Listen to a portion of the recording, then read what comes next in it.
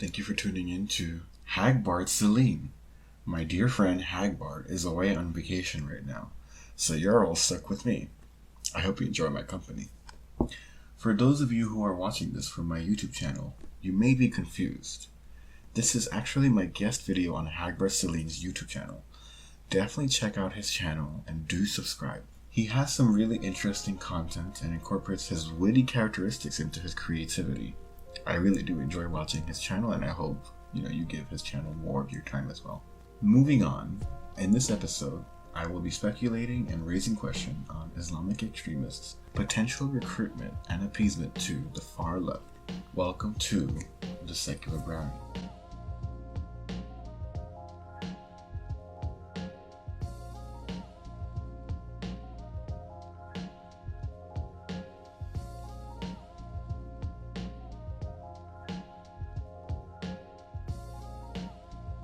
It seems that the far left and Islamists both have a strong anti-imperialist and anti-Zionist accent to their political dialogue.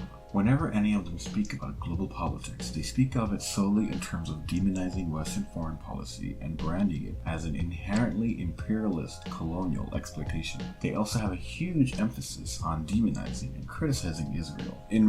After Omar Matin's recent attack on the Orlando nightclub shootings, Al-Qaeda sent out a memo to their potential jihadists. There's a quote from this. It says, "Most of the individuals present at Pulse nightclub were Latino. We recommend, and Allah knows best, that it is better to avoid targeting places and crowds where minorities are generally found in America, knowingly that the federal government that will be the one taking full responsibility. Therefore, we advise targeting areas where the Anglo-Saxon community is generally concentrated. This class of the American community is the majority, and it is the one that is in the American leadership." Let's unpack this quote. You'll see over here that there's certainly a demonization or an emphasis on attacking the white structure, that refraining from attacking people of color and emphasizing attacking white people. Why is that? What kind of inferences can we draw from this? Can we draw the inferences from this that the victimhood nature of this will be less emphasized if the victims were people of color? Is that something that we can draw upon from this? What questions can we ask about the implications behind this quote? So let's compare this to the leftist notion and the leftist emphasis on white privilege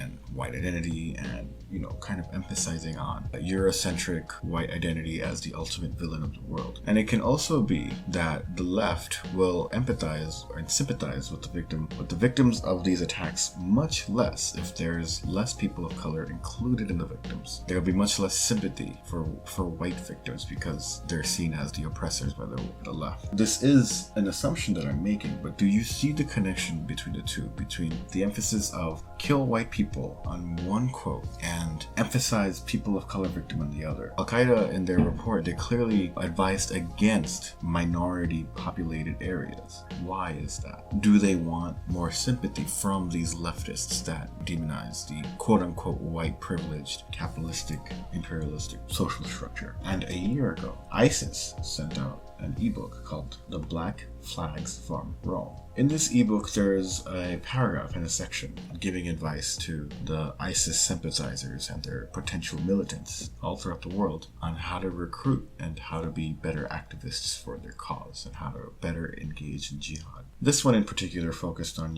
Rome, Italy, and Europe. There's one paragraph that encouraged them to go to far left protests and recruit from the activists in those protests. And I'll read a quote from there. "A growing population of left-winged activists, in parentheses, people who are against human/animal abuses, Zionism and austerity measures, etc., look up to the Muslims as a force who are strong enough to fight against the injustices of the world. It seems from the article below that many of these people, who are sometimes part of anonymous and anarchy movements, will ally with the Muslims to fight against the neo-Nazis and rich politicians. They will give intelligence, share weapons and do undercover work for the Muslims to pave the way for the conquest of Rome. How will this happen? If you have ever been at a pro-Palestine / anti-Israel protest, you will see many activists who are not even Muslims who are supportive of what Muslims are calling for, in parentheses, the fall of Zionism. It is most likely here that connections between Muslims and left-wing activists will be made, and a portion from them will release that protests are not effective and that armed combat is the alternative. So they will start to work together in small cells of groups to fight and sabotage against the financial elite. Now let's move forward. We have this quote. Let's move forward to things that leftists say. Let's pick on 2 leftist Muslims that I came across. A young man named Adam Hamzeh recently presented spoken word poetry where he describes the revolt of ISIS and Islamic extremists as a reaction to U.S. imperialism. His words emphasized more on blaming the United States military policy for all Arab problems and an attempt to empathize with the plight of ISIS as an armed struggle rather than look inwards and reflect on what factors within the Muslim world enables the growth of Islamic extremism and armed conflict. So do y'all really think that a bunch of Arabs just woke up one day and started cutting off heads and blowing themselves up in markets and burning down villages and slaughtering their brothers and sisters? Or maybe, just maybe, when you invade a country like Iraq and kill hundreds of thousands of innocent people in front of their children, then maybe, just maybe, those children will grow up thinking the only way for them to take back their world is to destroy it and rebuild their lost countries from the bloody ashes left behind. And maybe, just maybe, this is not because all Arabs are savages, but because white people tried to devour all the civilization they ever knew. Malia Bouadia, president of the National Union of Students in the United Kingdom, a very controversial figure, extreme leftist, once spoke about how we stigmatize Hamas as terrorists when they're really resistant movements because we're being influenced by Zionist-led media outlets, which is inherently racist towards the plight of the global South.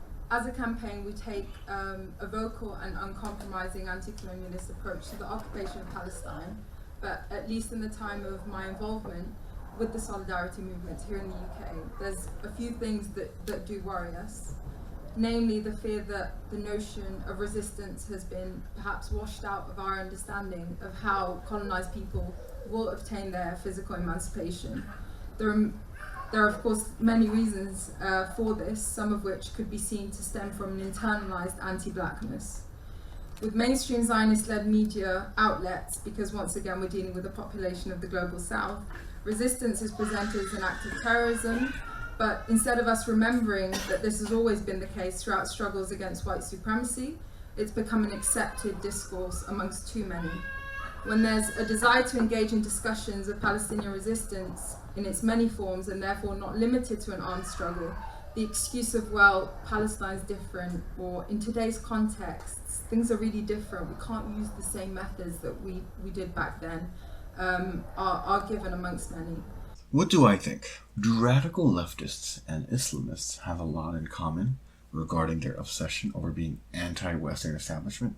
I think they might. Look back at what ISIS wrote. They wrote, go to anti-Israel or pro-Palestine protests. There are many activists who call for the fall of Zionism, and these are potential recruits. Even look at what Al-Qaeda said earlier in their earlier quote. They said, attack minorities less, attack white populated areas more. You combine this with the demonization of white privilege and white people and capitalism and Western establishment in the leftist circles, you'll see a slightly common anti-establishment rhetoric going on here. When I was in social justice crowds, I recall how discussions around Islamic terrorist attacks were described as a reaction to existing imperialist oppression, and that if the United States wanted to end Islamic terrorism, they would end their aggressions abroad. We were taught to critique the establishment. The issue with young leftists, or what we know as social justice warriors, is that they take critiquing the establishment way too far. It is good to be critical of capitalism and income inequality in any given society, but some of these circles began to take their criticisms too literally, and it began an inherent distrust in democratic government, capitalist societies, etc. in these circles.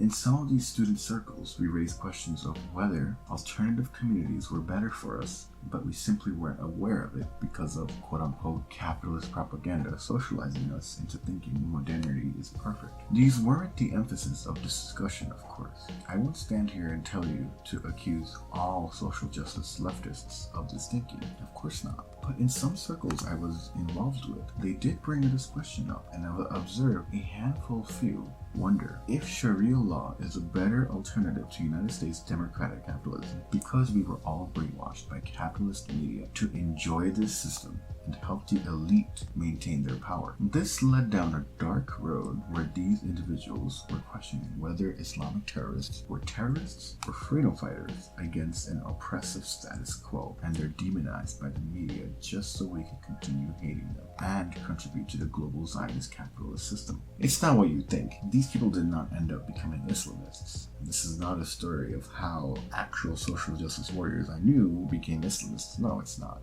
They may have been extreme skeptics of secular democracies and capitalism, but they were also socially liberal. Of course, I explained to them different sex-negative laws abundant in Sharia law, like stoning people for having sex outside of marriage. Their sex-positive feminist sensibilities deterred this thought process of theirs. Overall, that's where Islamists and social justice leftists draw the line: social liberal values. The social justice crowds are also big on gender and sexual diversity, sex positivity, body positivity, etc. Stoning adulterers / fornicators is clearly an invasive policy for this end. But from all this information that I have and I'm sharing with you, can you imagine why this question I'm raising doesn't have to be a far-fetched one? Satan Atheist once created a video where he raised this question as well. He had a feminist becoming sort of like allied with an Islamist. It was a very funny video, and I recommend you to watch that video as well. I would love to hear your thoughts on this matter. Once again, these are all just things to consider and discuss. I do not speak from a place of hard evidence, but speculation. I provided some nuances of the social justice crowds, and I spoke to you about how they think about the world. And I provided some quotations from Al-Qaeda and ISIS implying that this leftist trend of being anti-establishment and anti-West, anti-Israel, etc. may be a way to recruit them. So what do you think? I would really love to know. Want to hear more from the Secular Brownie? Check out my work at thesecularbrownie.com. Don't forget to follow my Twitter at Secular Brownie. Don't forget to like, share, comment, and subscribe to my channel, Secular Brownie. Also, don't, and I repeat, don't forget to subscribe to my friend Hagbard Cillian's channel and check out his videos. I mean, that voice though, you really gotta listen to that voice. Thank you for tuning in to the Secular Brownie special feature on Hagbard Cillian channel. Until next time.